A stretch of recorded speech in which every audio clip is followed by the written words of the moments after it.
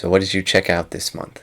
I think this month was a record for me in that I watched 3 movies from the year that we are recording this, 2022. The first of them was a movie that both of us watched, which was Morbius. Oh, yeah. For those who don't know, Morbius is a Sony movie about a Marvel character, about a Spider-Man villain. So it kind of fits into the Marvel Cinematic Universe or whatever, but it kind of doesn't. I don't know.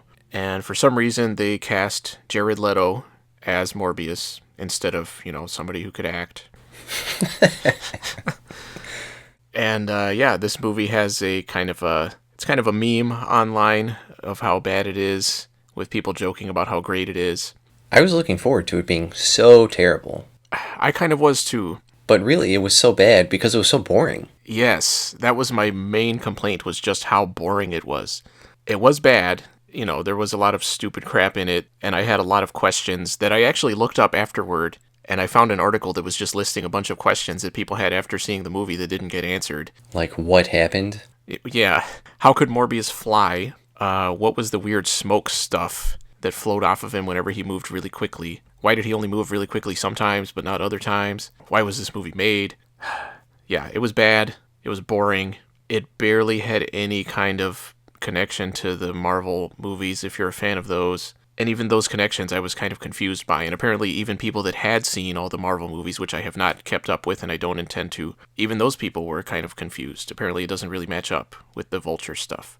So yeah, I don't know. Do you have anything else you want to say about it? Don't waste your time. Yeah, I would definitely say skip it. Because you might fall in the trap of saying, oh man, everyone's talking about how bad this movie is, I gotta see it. But don't. Yeah, it's legitimately not worth it. It is boring. From there, I went to a much better movie, which was Cannibal Apocalypse from 1980. The title makes it sound like this is a zombie movie. It's not quite. It's an Italian movie starring John Saxon as a military commander who goes to rescue some POWs in Vietnam. It turns out they have gone cannibal, and one of them bites him. And in the present day, he's kind of having PTSD flashbacks, and he comes into contact with those POWs again. And it turns out they weren't just eating people to survive. They have contracted some kind of virus or something that causes them to have cannibalistic urges. And now John Saxon is feeling those urges too. So over the course of the movie, they all keep biting other people, it keeps spreading, and that's pretty much the movie. It was interesting that John Saxon is still kind of the protagonist, I guess, through the whole movie, but by the time the movie is getting toward the end, he's a bad guy, but he's still the main character, I would say. I enjoyed this movie a lot. There were some really cool effects for a couple scenes. There was some good humor, most of it intentional. I started watching this movie because you were talking about it, and I am very entertained so far. Honestly, I think it's better at the beginning than at the end, because my one complaint about this movie is it doesn't come to a big climax. It kind of almost peters out as it gets to the end, which is disappointing. But yeah, the rest of the movie, it's again, like I said, it's an Italian movie, so it has all those kind of weird, quirky things that you get in Italian horror movies of the 80s, but it makes sense, which a lot of times they don't, so that's a big plus. And it has the weird music even. Yeah, it's a very entertaining movie. I would definitely recommend it. I wish it had a bigger budget. See, I feel like sometimes especially with these Italian movies, the lower budget kind of makes them get more creative with the way they shoot a lot of it. So I don't know. I think with a bigger budget, in this case it could have been better because maybe they would have had a bigger climax. Yeah, the ending was disappointing, but it's still a good movie. I watched Bullet Train, which was a movie from 2022. I saw it in a theater. This was a movie that from the trailers looked like it could be good, but I really didn't expect to actually like it. I thought they were going to drop the ball and have it just be too stupid, especially since Brad Pitt is kind of the main character. There's not really a main character in the movie, but from the advertising, he's presented as the main character, and he's playing kind of a goofy character. I'm not a big fan of Brad Pitt's humor. He just comes off as kind of stupid when he tries to play humorous characters. And usually he's playing dumb characters, but I don't think he's very good at it. I think of like Inglourious Bastards as a case where he does not fit in with the rest of the movie. He did fit a little better in this movie. I didn't mind him too much. There were times when it was a bit much, but overall it was okay. But the movie in general I did like. Basically, there are a bunch of hitmen on a bullet train in Japan that all kind of have their own jobs that they're trying to do, and they end up intersecting with each other and fighting each other. And it does get pretty convoluted at times. And I was actually surprised, but also glad that all those plot lines do come together at the end. I kind of thought through the movie that they'd each kind of be separate and stay like that. But there is an explanation for why they're all there at the same time. It was a little too convoluted. It was hard to follow certain things and hard to remember because there were so many characters. There were times where I couldn't even remember if a certain character was still alive or not. But thankfully, what makes it work is that it is played as a comedy primarily. And it's pretty funny. It's not going to blow anybody away. Nobody's going to say this is the funniest movie they've ever seen, I don't think. But the combination of the humor and the very stylized nature of everything makes it work. The director was one of the co-directors of John Wick. So there is an emphasis on the action as well. The action is definitely not as cool as it was in John Wick. It's not impressive in any way, in my opinion. But again, it's mostly played for humor, and it does a good job of that. I was not a fan of all the CGI. There is a good amount of really bad CGI in this movie, especially as you get toward the end. And I was not a fan of that. But it was an entertaining movie. I would say check it out if it pops up on streaming somewhere. It reminded me kind of movies like Kiss Kiss Bang Bang or Snatch. It's kind of like a combination of those two. You've got the humor of something like Kiss Kiss Bang Bang or like The Brothers Bloom or something like that, and the kind of interconnected storylines of something like Snatch and kind of similar themes of the mobsters and all that kind of stuff. And Brad Pitt was in Snatch also. So yeah, it's kind of a combination of those two. So if you like those two, I would say check it out. It's not as good as either of those in my opinion, but it was enjoyable.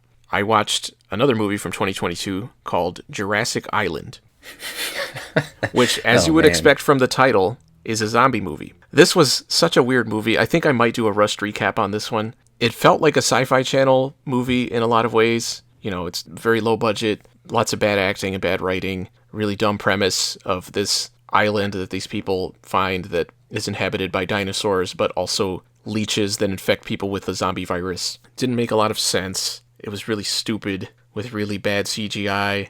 Like, honestly, maybe the worst CGI dinosaurs I've ever seen. And the worst CGI blood, maybe. But honestly, the weirdest thing about it was how good the cinematography was. There are some shots in this movie that are just great. Like, whoever the cinematographer was on this movie, I'm sure they're going to find much better jobs after this, because some of this movie looks really good. That's cool. Yeah, which is so, it's so out of place for the rest of the movie. It doesn't, you know, when you have a really good looking shot and then a dumb CGI like dinosaur pops in, it's so weird. It was such a weird experience. It was funny bad, but not enough that I would really recommend it. It was mostly just really weird. There's just the whole premise with the zombies and the dinosaurs and stuff. So we'll see. I might do a rushed recap on it. We'll see. I watched The Greatest American Hero Season 2, which aired from 1981 to 1982. I haven't talked about Season 1 because I watched it before we started doing these videos. That's how long it takes me to get through a season. I finally finished Season 2. That's honestly pretty normal for me. I like this show a lot.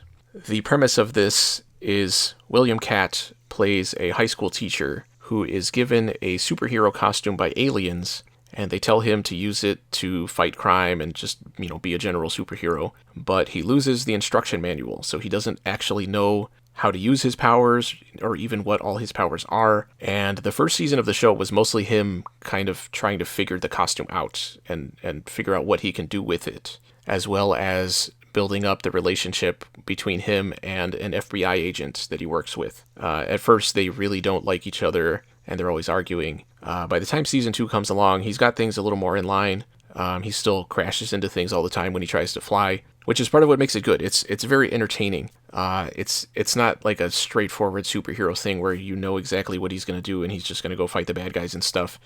There's a lot of humor in it that really makes it entertaining. And I really like William Catt and Robert Culp, who plays the FBI agent. They play off of each other really well. They're both very entertaining. They're both really good with the humor. They also improved a lot from Season 1 in terms of the audio dubbing, because it felt like in Season 1, maybe they said there's not enough humor in it, so they stuck in a lot of dubbed lines that just do not match at all, that are mostly jokes, and they're not even that funny. Some of them are really cringeworthy, but by the time you get to Season 2, everything works a lot better. Basically, every episode he's dealing with some kind of new criminal situation. Given that it was the 80s, you have a lot of Russian spies and stuff like that. There are a couple of episodes that deal with kind of more supernatural kind of stuff. There's one with I think it was an alien that comes to Earth on like a space capsule or something. And there was another one with some kind of supernatural being that pulls people into another dimension or something. I can't remember exactly. But for the most part, it's very down-to-earth stuff. And yeah, it's very entertaining.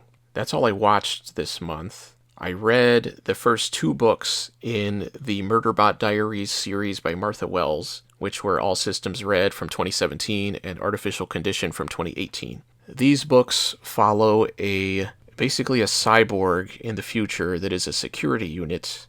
Its purpose is to help protect people that are in dangerous environments out in space, dangerous planets and stuff like that. And this particular unit, it's in first person from this unit's perspective, and it calls itself Murderbot because before the first book starts, it was involved in an incident where it killed a bunch of people and then had its memory wiped, basically. So it doesn't know what actually happened. It doesn't know if it was responsible or if some kind of outside agent was responsible for it killing a bunch of people, but it thinks of itself as a Murderbot now. And that event also involved this Murderbot kind of hacking its own systems, so it has gained independence. It doesn't have to follow orders anymore. It's kind of doing whatever it wants, but it doesn't want anybody to know that. So it pretends to follow orders because it doesn't want to get taken apart. Again, it's a cyborg, so it is alive. It's not a machine. It just has a lot of machine components, including energy weapons built into its arms. And what makes these stories really work is the humor. This Murderbot, it's supposed to be protecting people and doing all this security stuff, but it hates people. It doesn't like interacting with people. It thinks they're stupid and annoying. It has all these soap operas that it's downloaded into itself, and it just wants to sit there and watch them and not have to deal with people. As the books go on, you kind of find out that part of the reason that it wants to avoid people is because it's uncomfortable with its own identity, kind of. It doesn't like the idea of being a Murderbot, and it doesn't know how to see itself in relation to other people because it is kind of human. And yeah, the stories are not as important as the humor, and especially in the second book, the Murderbot comes into contact with another AI that controls a big transport ship. And this AI isn't alive, I guess, but it is sentient. It has another unique perspective on people and injects a different kind of humor into things. There's a lot of sarcasm and a lot of dark humor in these stories. They're very entertaining, and they're very short. These are not full novels. They're novellas, which is a little bit disappointing if you go to buy them because they're basically the price of a regular book. But they're entertaining. I'm definitely going to continue on from this series. I then went back to 1896 and reread The Island of Dr. Moreau. Have you read The Island of Dr. Moreau? A long time ago. I first read this back in high school. Yeah, that was probably when I read it. I remember thinking it was very depressing, and I didn't really like it. I thought it was not boring, but kind of tedious, and I basically felt the same way as an adult. For those who don't know, the premise is this guy, Dr. Moreau, is experimenting on animals on this island and trying to turn them into people, basically. And you follow a guy who is stranded on the island, kind of learning about all of this and just trying to survive. Of course, as the book goes on, the beast men start reverting more into their animal selves, and there's a lot of conflict with Dr. Moreau and stuff. H.G. Wells would use sci-fi concepts as a way to explore society or explore humanity, and this book seems to be kind of exploring the difference between, animals and people, what separates people from animals. And it kind of seems to be saying maybe we're not really that much better than animals. In the Beast's defense, they never created Buffy the Vampire Slayer, and we did. Yeah, that's valid. And it also explores religion in a way where the Beastmen see Dr. Moreau as kind of a god figure. And as the book goes on, the main character has to kind of put himself in that role in order to survive among the Beastmen. It's very depressing. He's just stranded on this island. Usually he's in some kind of pain for some kind of injury or starving to death or whatever, and there's no way out. My copy of the book is barely over 100 pages, but it feels way longer than that. So I don't know. I really like H.G. Wells, but this is probably my least favorite book of his. For anybody looking to try out classic sci-fi, I would go more with something like War of the Worlds or The Invisible Man or The Time Machine. I'm not a huge fan of The Time Machine either, because it's mostly a guy kind of wandering around. Which, again, H.G. Wells was more interested in ideas than science. But something like The War of the Worlds is better because it has a story to back up the ideas. There is a story here in Dr. Moreau, but it's a pretty simple one, and you can kind of guess where it's going to go. Too much of it is the main character just kind of wandering around, just like in The Time Machine. So, I don't know. I didn't love it. And I will definitely never read this one again, unlike War of the Worlds, which I've read probably like 5 or 6 times. And that's everything I checked out this month. Hang on, did I play anything? Let me think. Oh, Just the system. I did play some more Resident Evil 3, again on the original PlayStation. This game is so freaking hard. I can't believe I beat it on hard so many times back in the day. It really tries to step things up from Resident Evil 2 by being more action-y and kind of adding in a lot of gameplay elements like being able to make your own ammo and being able to dodge enemies and knock enemies back and doing quick 180-degree turns. And there's a bunch of stuff that wasn't in Resident Evil 2. But the game is so freaking hard. I guess it depends on how you play it, because when you encounter Nemesis, who is a kind of a boss character that just follows you throughout the game, if you defeat him at times when you don't have to fight him, when you could run away, if you stay and you fight him, he drops items, including parts for weapons that you can put together when you get all the parts. And for me, I try to beat him so that I can get those items. And that's part of what makes it so hard, I guess. If you don't do that, if you run away, it probably is a lot easier. But I don't like backing down from a challenge. So, which is why we're on season 4 of Buffy. And that's why I keep fighting Nemesis and I keep losing. So, I don't know. It's really hard. It's really hard. That's my review of the game. And that's everything I checked out this month. What did you check out? I watched The Sandman from 2022. Season 1. Well, the only season out right now. Well, in case there's another season. There's gonna be. Well, we'll see. Yeah, when it comes out. I like the comic. You always go in with hesitation to an adaptation of something you like, but I was pretty happy with this. I think a big part of it was Neil Gaiman was heavily involved, and it even worked, despite having David S. Goyer also involved, of whom neither of us is a fan. Yeah, I did look it up, and he wasn't that involved, it sounds like. He just likes to stick his name on stuff so he looks like he's very successful. He kind of attaches on to successful people. Yeah. I thought the casting was pretty good for the most part, although I felt Gwendolyn Christie as Lucifer didn't really work. Stephen Fry was so-so as Fiddler's Green, and Patton Oswalt as Matthew did not work for me.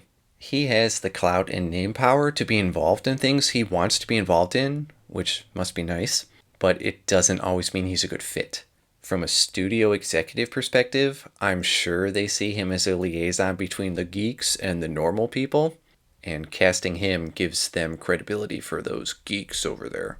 But overall, I thought this season was good, and something like this could very easily have a super shitty adaptation, like The Dark Tower. I will say I am also a big fan of the comic, and I was impressed with the one episode that I have seen so far. I watched Spider-Man from 2002, the first Sam Raimi one. Even though this was a big blockbuster movie, it doesn't feel constrained like a big blockbuster movie would be. And I think part of that might be because they didn't realize it was going to be so successful. So Sam Raimi kind of had more freedom to do what he wanted to do. There's a lot of things that just crack me up, like the scene where he's designing his costume and all of the... How would you describe that? All the images are kind of dissolving and fading and moving across the screen as he's doing it. Yeah. It has a lot of like old-fashioned techniques in terms of the editing and the just general filming of the movie, which is Sam Raimi's style. And that's a risky move from a studio perspective, and the one thing they don't like is risky moves. So I'm surprised he was able to do it at all.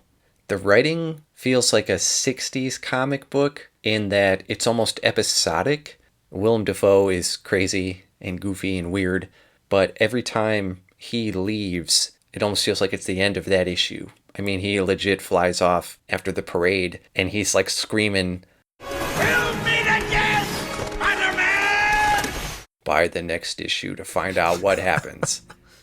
Even the transitions between scenes, again, Willem Dafoe, like when he tries to convince Spider-Man to join him, and Spider-Man says no, and he just goes, "No one says no to me!" I do like it. So I watched the sequel, Spider-Man 2 from 2004, which was way more impressive than the first one. And as I was watching it, there were all of these scenes and storylines that I did not remember. And I was wondering if I was watching some sort of extended version that I had never seen before, but I don't think so. The writing is much more solid and branches off into all these subplots that all work. As a huge Spider-Man fan, I was disappointed with the first one when I saw it in theaters, but I really, really liked the second one. Yeah, I think the second one is so much better than the first one. So then to continue the streak, I watched Spider-Man 3 from 2007. The best one.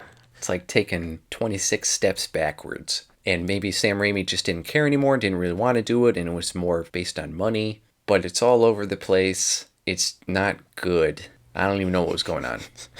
And I know people point to it as being the most ridiculous one and saying, oh, but there's so many goofy scenes. There's a difference between being goofy and effective and being goofy and dumb. I remember walking out of the theater being very excited after Spider-Man 2, and then walking out of the theater after Spider-Man 3 very confused.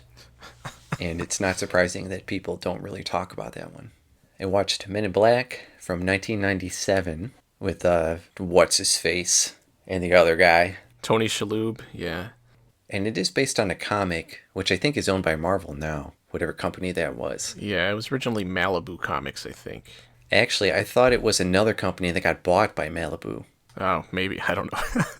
I did some background reading on the comic, and was surprised to find out the movie is very, very distant from the comic. The comic is way darker. They oversee all kinds of paranormal stuff, not just aliens, even legendary characters. It's basically X-Files. And their motivations are not to keep things under control, but to directly control things. Thought that was interesting. It kind of made me want to check it out. Yeah, it sounds intriguing. I'm not a fan of Will Smith's acting in general, but I can tolerate him in this. Yeah, I think Will Smith is best when he's in a comedic role. Not the serious roles where he has the same expression all the time, kind of looking off into the distance. And this is also before his huge, arrogant streak that he's going through now. You got Rip Torn, whose voice always matches his name. I mean, come on. You just hear him saying his name, like, my name is Rip Torn. Yeah. Rick Baker doing all the special effects is cool because he knows his shit and he's good at it. From what I remember, they pretty much let him do whatever he wanted on those movies because they just needed so many aliens. And I think you told me that he was very excited in talking to Barry Sonnenfeld about it, and Barry Sonnenfeld was like, I don't even know anything about science fiction. Basically, yeah. He seems like he was kind of just a fill-in director, which makes it that much more surprising that the movie turned out as good as it did. So I followed up with Men in Black 2 from 2002, which is a waste of time. It took all of the goofy aspects of the first one and just cranked it up to 200%, which did not work. The first thing that comes to mind is freaking Rip Torn doing the Liu Kang bicycle kick.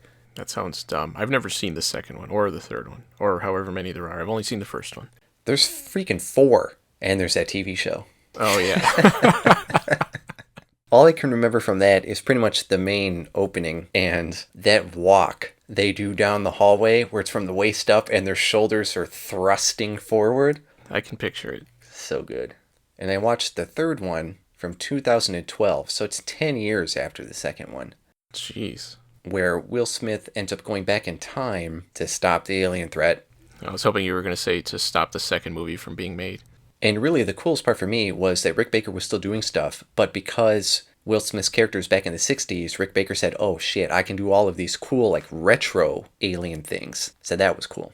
Okay, that makes me want to watch it. It wasn't great, but it was still better than the second one. But still, not really doing it for me. Josh Brolin plays a young Tommy Lee Jones, and he actually does pretty well. But there's a ton of celebrity cameos, and the way the movie plays out just doesn't really work for me. It's like everyone had phoned it in by that point.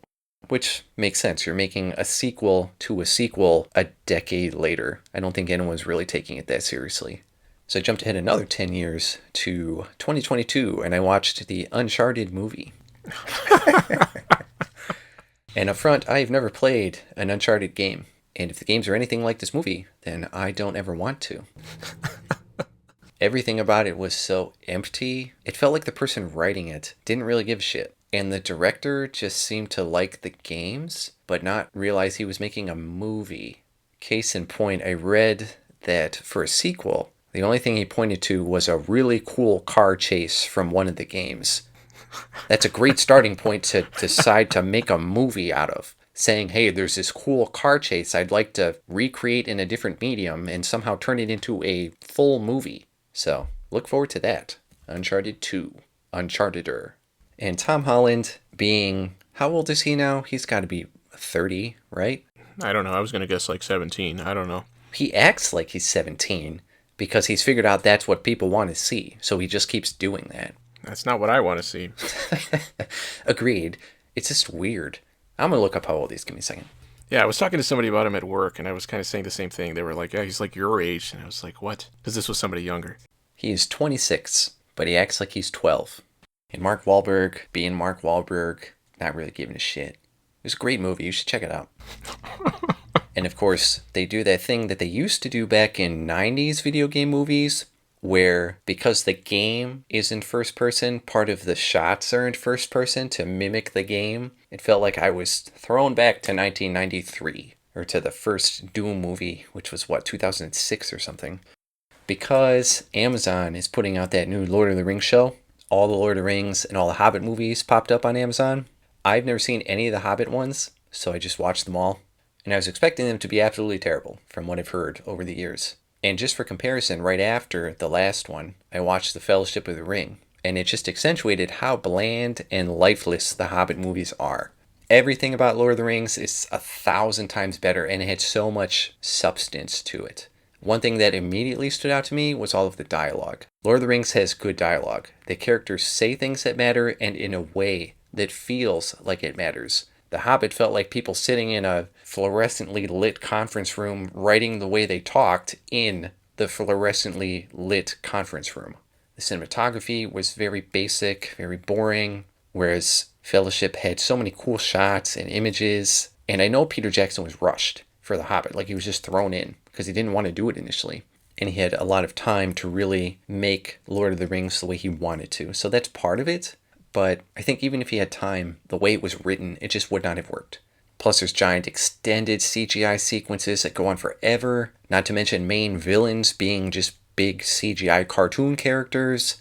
The opening of Fellowship has Cate Blanchett narrating kind of what's going on, which is fine. It works. It's not too long. And the first Hobbit does that too, but it felt like it went on for 45 minutes. There's a lot of characters and places and names thrown out there in Lord of the Rings, but the core idea of what they're talking about is clear. But in The Hobbit, that's the focus, the names of all of this stuff. And in the first 10 minutes, having to keep track of 55 names of things that are all in 3 different languages, I was already turned off. And desperately trying to shoehorn Lord of the Rings stuff into the Hobbit movies was really dumb. I was really disappointed at Christopher Lee's appearance. In Lord of the Rings, he's a douchebag, and he maintains the presence of a threat. In The Hobbit, there's legit a scene where he's sitting down at a table, rambling on endlessly, and Ian McKellen's character straight up just tunes him out. And you hear in the background it's very muffled, and he just keeps talking. You've got a bunch of characters in the main party, which is fine if they have a purpose. Lord of the Rings had the main characters, it was a big party, but they were all there for a reason. And when they need to split up, they split up and continue their own storylines as needed. In The Hobbit, there's an even bigger group. They don't split up, and there are main characters who go through 9 hours of screen time without saying a single word.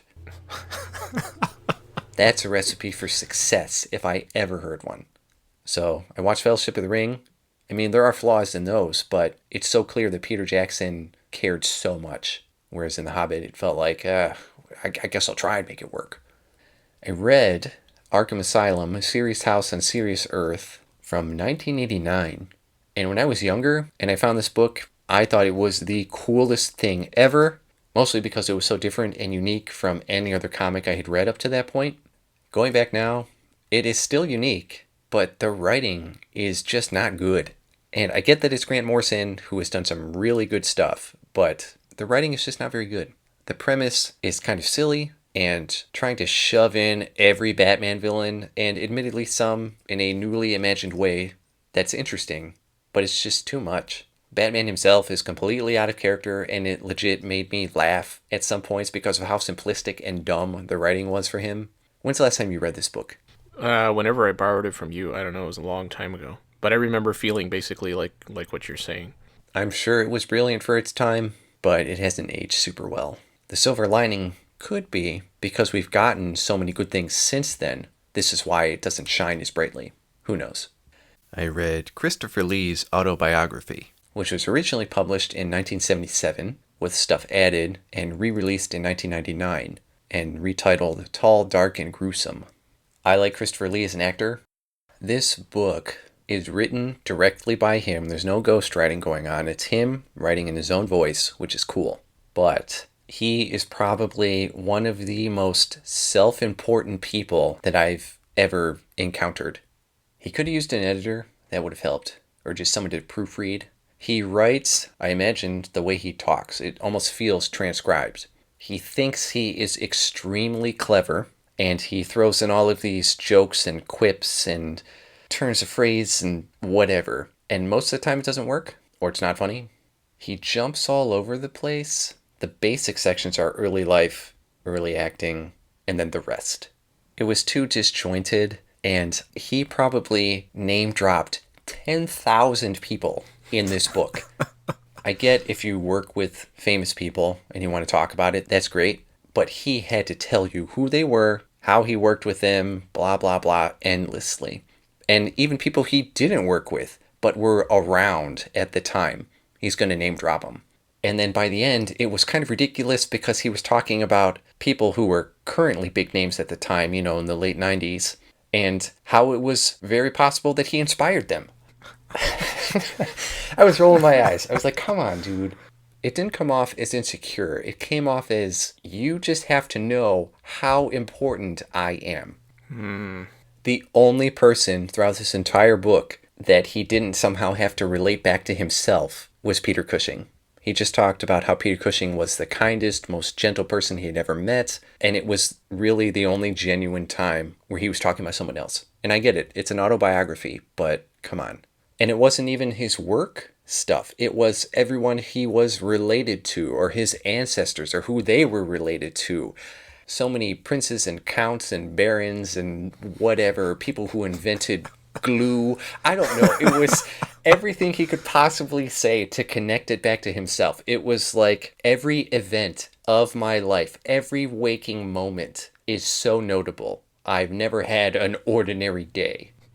I think less of him now as a person. I kind of feel bad that I read the book because I was looking forward to it. I think the only part I really enjoyed was when he was talking about his early acting career because he was honest and had some good stories in there. But it felt like he embellished pretty much his whole life. And I know we've talked about his war record and all the cool stuff he did, but seeing as how he embellished so much other stuff, I wouldn't be surprised if some of that didn't actually happen to him. And I did do some research, and some people with more resources and time than me have done some digging based on his book, based on different interviews he's given over the decades, and have found a decent amount of conflicting information, or a complete lack of evidence to back up some of the stuff he's saying.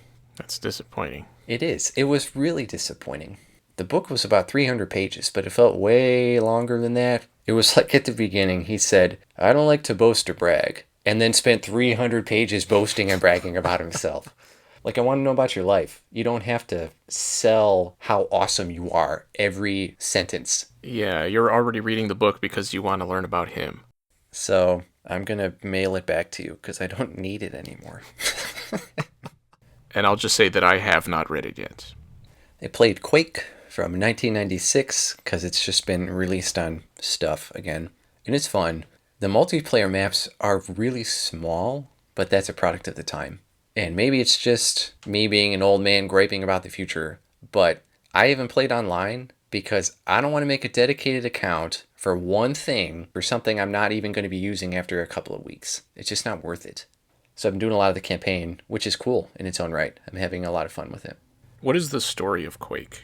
Well, it's id Software, who have done Doom. Mm-hmm. Well, here's from the manual. They made slipgate devices to transport people and cargo from one place to another, but an enemy codenamed Quake is using his own slipgates to insert death squads inside our bases, and we don't know where he's coming from, but it's not Earth. It's another dimension. So basically, Doom. And you can look up and down. And I was migrating everything between two computers and just kind of doing a basic cleanup. And I rediscovered Starcraft. So there goes all of my free time. I said, oh, I used to play a lot of this game. Let me just boot it up here. And then it was the next month. I think it's so good. And it was one of the only games as a kid I could play online with people because we had dial-up forever. It's just a good game. It's such a good balance of everything. And it was the first strategy game like that I played. And it's just so good. It ran on everything. And I found it humorous that when StarCraft 2 came out, which I really haven't played that much, probably because it was just, later in life and I had real life obligations. But when StarCraft 2 came out, it needed, at the time, pretty much top tier PCs, which was really funny because StarCraft 1 could have run on a freaking Casio stopwatch. If you haven't tried it out, I would try it out. You started it. I think I got to the last level on the human campaign or whatever, but I never beat the last level. I did like it a lot. It's just, it takes up a lot of time and it's just hard to get to. And part of what I really like is the three factions are completely unique and function so differently from each other. Whereas I'm pretty sure up to that point, when you had games like that, it was basically just like color palette swaps and you all had the same stuff. Mm-hmm. And that's all I checked out this month. So thanks to everyone for continuing to support our videos and our channel. We're closing up to the end of the year. Hopefully by then we'll only be 4 months behind on these videos instead of, 7 or whatever.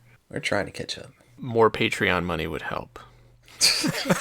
I'm not going to put that in. No, okay.